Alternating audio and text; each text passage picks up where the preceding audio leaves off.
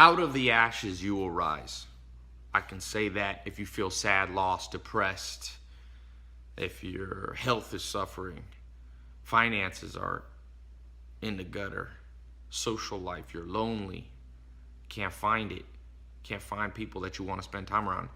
Depression, if you're in a fog all day, can't find that happiness that everybody seeks. Out of the ashes, you will rise.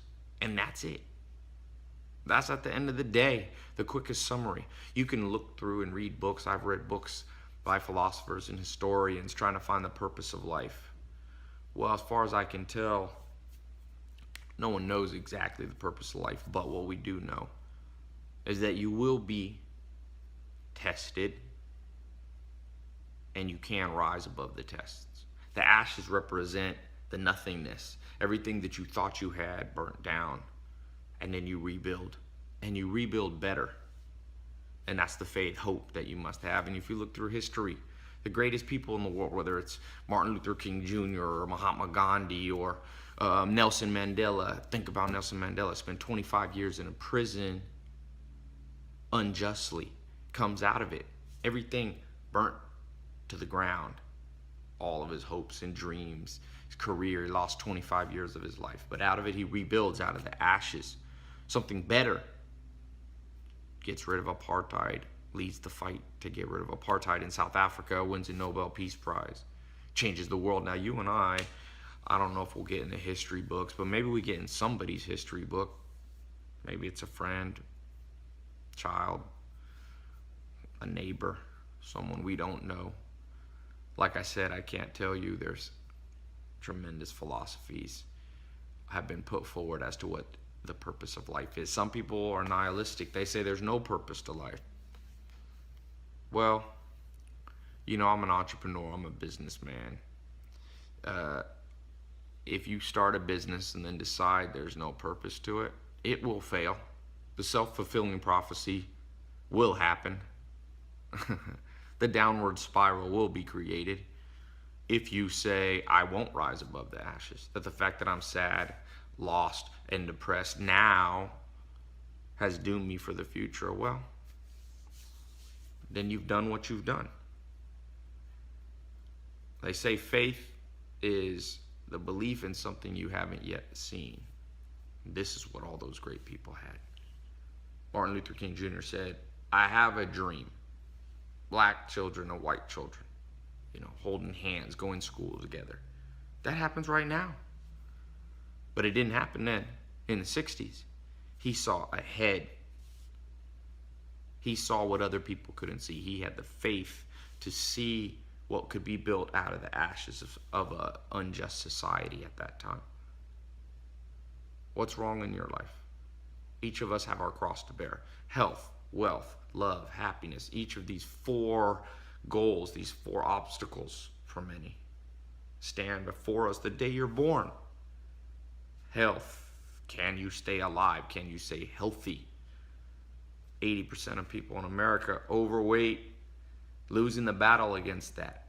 Things being burnt to the ashes, people not rising above, people giving up. As Thoreau said, the mass of men lead lives of quiet desperation. What's called resignation is confirmed desperation. People give up there. Wealth, finance. You have to be able to provide for yourself and your family financially.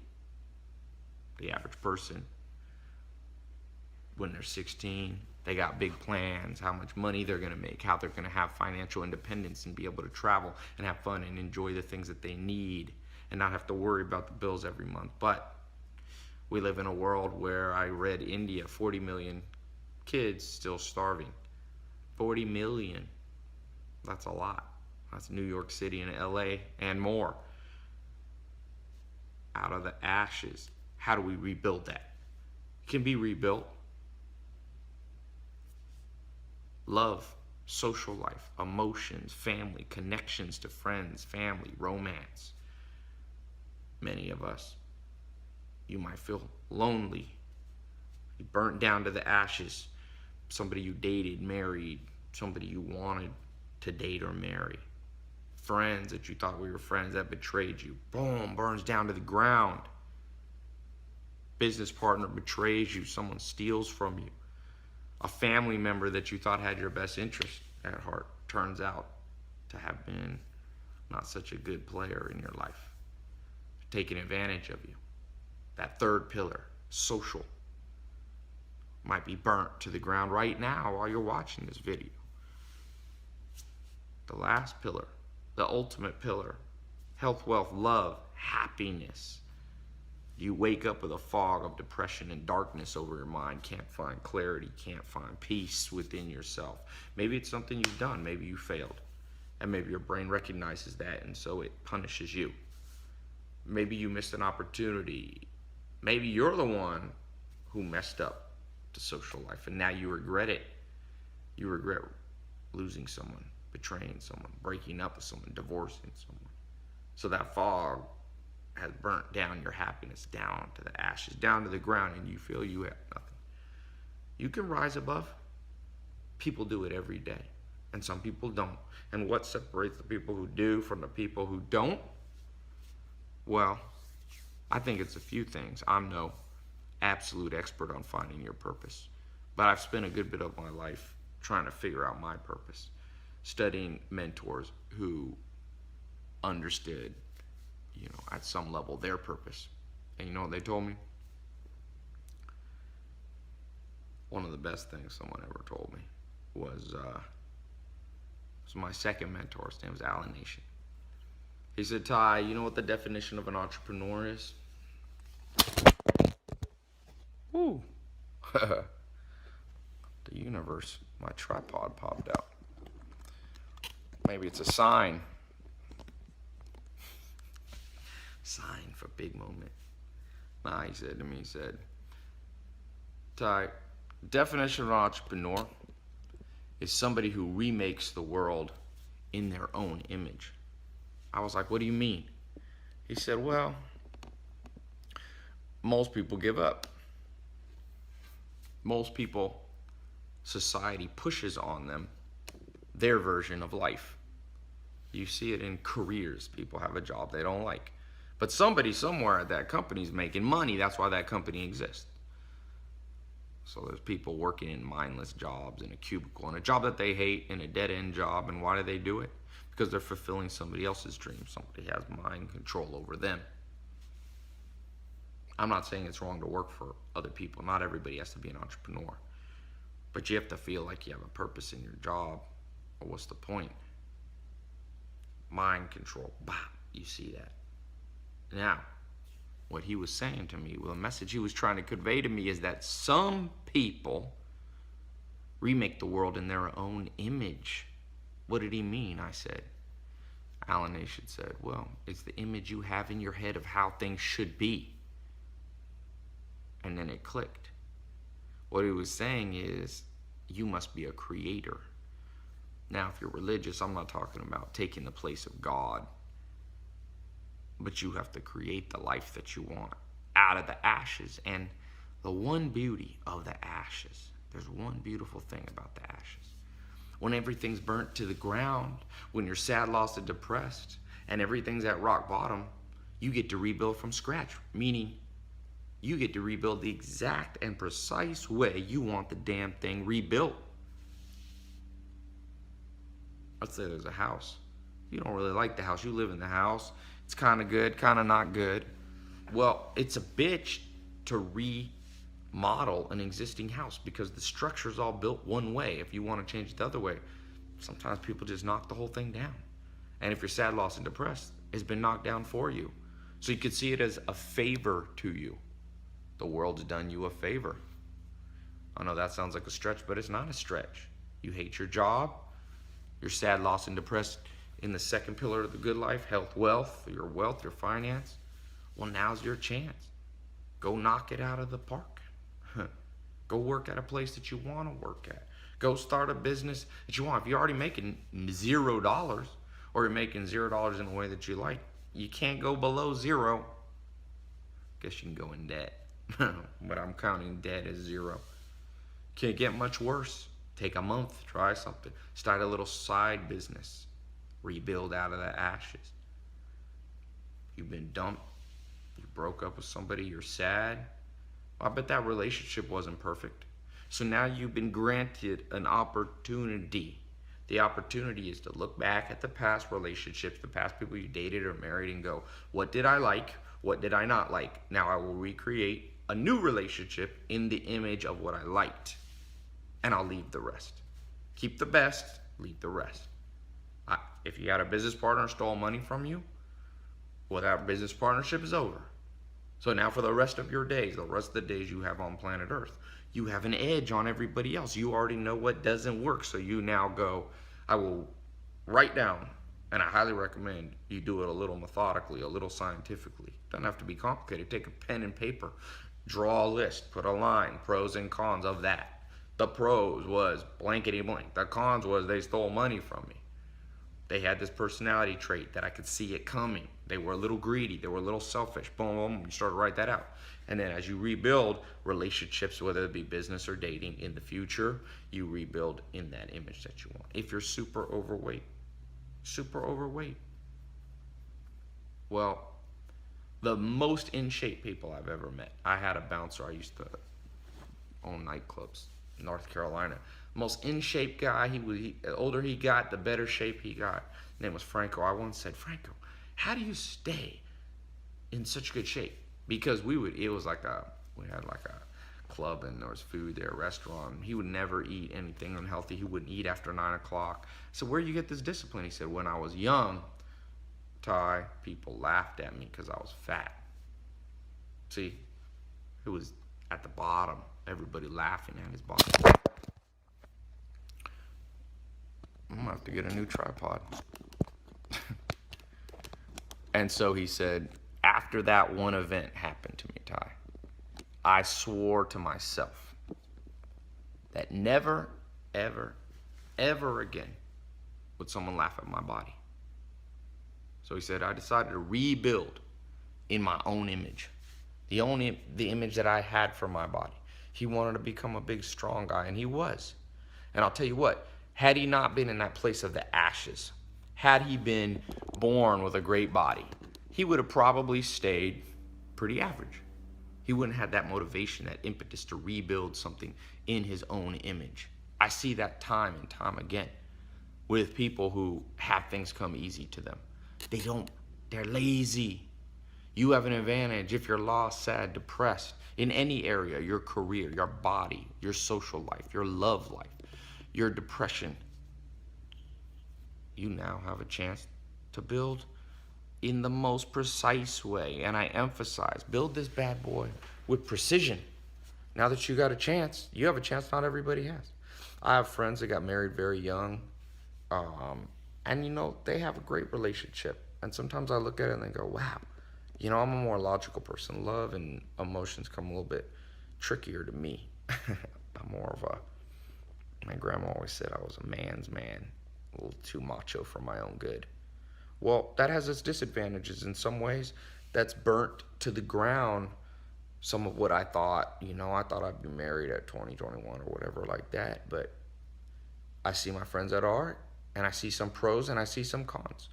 The advantage I have is I have that knowledge and experience of what I really like in a woman. And so now I can look with precision without compromising, with a real understanding of who's good for me. And by doing that, I recreate a lot of pros. Of course, there's a few cons that my friends don't have, but it balances out. And that's why I said, get excited. One of the sayings that changed my life, people always ask me what changed my life. And one of the turning points, and one of the crossroads, and maybe this video is going to be a crossroads event for you, but one of the crossroads events in my life was sleeping on this couch. Not here, this is Beverly Hills. I was in a mobile home, Clayton, North Carolina, and I remember just everything was in the ashes. No college degree. I had $47 in my bank account. I didn't have a car. I'd lost touch with all my friends. I literally, in the sense of the word, had nothing. And I read a book, and it says, when you succeed, you party. But when you fail, you ponder. And all greatness comes out of pondering. How true those words were, man. How true that was. Out of those ashes of my life, I rebuilt. And I was able to move out of a mobile home, not be in a crappy place anymore. I was able to, you know, go from a junky car to some cool cars. Maybe you've seen some of them. I was able to go from loneliness to an awesome social life. All those things. All those things. But in the moment, it just felt like ashes. And that's what you might feel like right now. You just might feel like all you have is actual ashes. That's where the faith comes in. You have to see your future before anyone else. Because trust me, you are the only one who really gonna see it. Other people, even your friends, family, they love themselves more than they love you, and that's how it's supposed to be. At the end of the day, really, you can't really blame people for that, you know. So don't get mad, you know. Don't get mad. It's they gotta build the world in their image. They have their own task to do. You can't blame them, right? You focus on yourself. You love yourself. There's an old saying, if I don't love me, who will? Meaning, if you don't take care of you, nobody will. Health, wealth, love, happiness. Rebuild from the ashes with precision. That's all I can say. With precision. What's the purpose of life? You make one up. I hope you build one that's a little bit common sense. Don't put something stupid. It can be to be wealthy. That's okay. Not everybody should do that. It's not healthy for the whole world to seek after wealth, but it's okay for some people to do it. To be super healthy. The gift of fitness is a gift that not everybody gets in proportion to others. To be a lover, to find true love and bring love into the world, whether it's through marriage or, you know, charity. That's a gift, that's a purpose. Happiness. To be so happy that every person that comes in contact with you is left with this feeling that they never felt before. That could be a purpose. Or maybe you combine, maybe you're lucky you can pull off all four. Boom, God help you. You can get all four, man. Be my mentor. Be my mentor. I've seen people get all four. My first mentor, Joel Salatin, he got all four. Health, wealth, love, happiness. You know, he's like 60s, healthy. He's a multi-millionaire. Love, friends, family. He's married to his high school sweetheart. He's got his children. He always told me, he said, my vision for my life is to have my children and my grandchildren all on my farm. He's a farmer. On my farm, and, you know, my grandchildren playing around my feet every day, asking me questions, and he pulled it off. He told me that before he had grandchildren. He told me that when his son was only 12, 13 years old. Now his son gave him 3 grandchildren. Happy. He's a happy guy.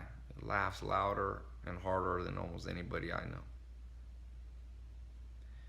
He's a special dude. Not all of us quite pull that off. Just like not all of us could be Nelson Mandela or, you know, Mahatma Gandhi or whatever. But, you know, you start acting with precision, you'd be surprised how much people underestimate what you can do. You'll be surprised. I get people who hate on me, and sometimes you act with precision.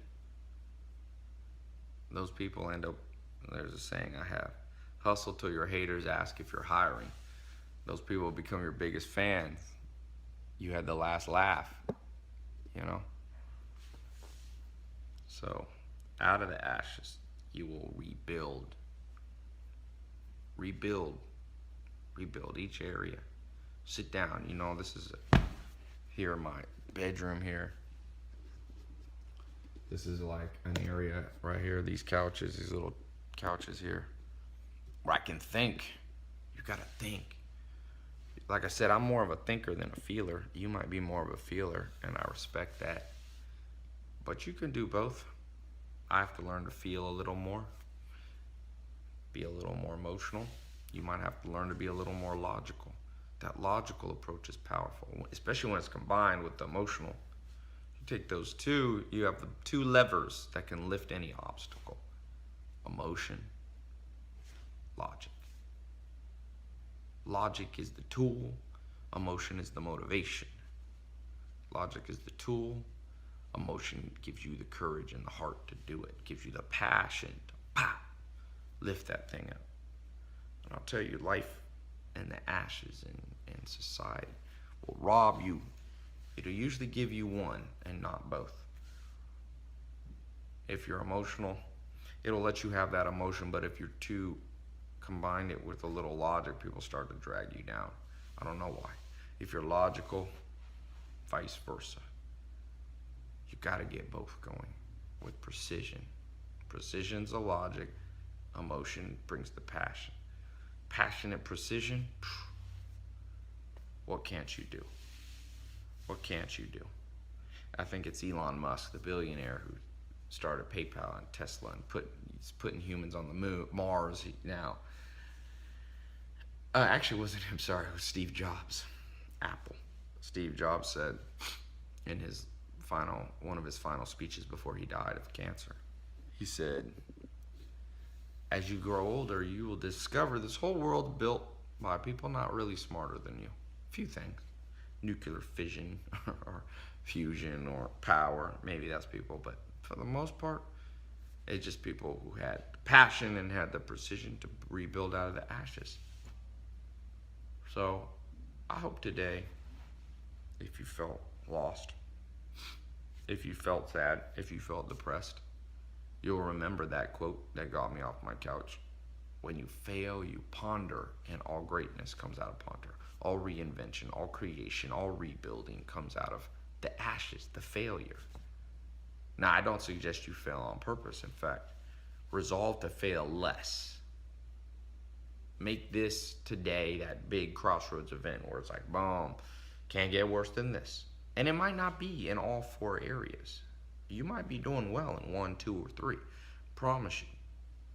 There's one that's weak. Almost everybody I meet, unless you're like my first mentor, which I don't meet people like that for a decade. I would guess you're like me, and we have our one weakness area. Maybe it's your health. Your body just can't keep in shape. Make that your mission to fix. Make that your mission to fix. You must use your force of will to fix your weakest part. Now, you don't necessarily want to build your career on your weakest part. You want to build your career, like Peter Drucker says, on your strengths. But I'm talking about to round out and get rid of feeling lost, sad, and depressed. That usually comes because your brain recognizes, and you can't fix this, that something's wrong. That's what depression is for the most part. There's different versions, but for most of us that don't suffer with severe depression, but gloominess and cloudy brain and lack of happiness, it comes from your brain going, something's not right. You know, you look in the mirror, you feel a little sad and depressed, your body's telling you. We have what's called a DNA imperative. Our DNA from tens of thousands of years ago, hundreds of thousands of years ago, the memories and the whispers of your parents and your grandparents and your great-great-great-great-grandparents passed on to you through the DNA, child to child to child to child, parent to child to parent to child, on and on and on. This cycle goes, and it whispers into our ear, and it says, you gotta fix this. You can't be so alone. You can't be so broke. You can't be so out of shape. You can't be so sad and depressed. Fix it, fix it, fix it. That's what you have to hear. That's the voice you hear. When you hear that voice, fix it, fix it, fix it. And then you do, and you do it with precision and passion. Precision is the tool. You read books, you get mentors, you go to conferences, you invest, you go to seminars, you begin to ask the wisest people, you watch YouTube videos of smart people. You surround yourself with people 10, 20 years more knowledge than you have. That creates the precision, the skill. But at the same time, you never forget. And that's where the passion comes from. The wealthiest people I know, they can point to a time when they were broke. And they never forget that. And they go, I ain't never going back there. And that passion is the fuel, is the motivation that keeps them doing the precision logic stuff. It's the emotion that fuels the logic. Man, just trust me. Power comes. P, here's a formula for it. Power equals precision times passion. And another word for precision is logic. Another word for passion is emotion. Logic times emotion. That's your power. That's your power to rebuild. That's your power to get what you want. Everybody wants. If you see my TEDx talk, 5-6 million people watched it. Everybody wants, but not everybody gets. Some people stay in the ashes. They can never quite get it together, but you're different. You've heard now. You've heard this. And you now understand, I hope, that it's a good thing that the ashes are there. Because now you rebuild, like Alan Nation said, in the image that you have for yourself. Maybe that image is an image where you work for yourself. You travel the world. Maybe it's an image where you have a big family, 5-10 kids. I lived with the Amish for 2.5 years. That was their vision. Maybe you have a vision where you become a professional athlete, fitness at the highest level. Maybe you find one where you run a charity and you focus on fixing people, situations. That's horrible. You do social work, you do charitable work, you are a happiness ambassador to the world. Maybe you combine two. Maybe you have one I can't even think of right now. You know? Maybe you focus on kids, parenting. I do recommend you find one for yourself, even if it's kids, even if it's charity. Find some vision and purpose and precise power that's emanating deep from within you. Like I said, kids are good, helping others are good, but you need it's like a power station, you know? You need that power inside and it radiates out the heat. That's others can tap into that. You got to have it burning within you. And yeah, I know it's not easy. Trust me. Process of reinvention, something I've had to do a few times. It's never fun in the moment. But faith is seeing what others can't see yet. See your future before anyone else does. You know? Send me an email if this helps you. Ty Lopez. Subscribe here. And we'll keep talking about this. But wish you a good day. By the way, don't procrastinate on it. Pull out a notebook right now. Write out a few things. Write out a few things. What your world would look like if you could rebuild it exactly in your dream, you know, in your dream image. What would your life look like? What would your health, wealth, love, and happiness look like? Pin it to a board. You don't have to let anybody else see it if you don't want. You can share it if you want, but make sure you write it down for yourself. Talk to you later.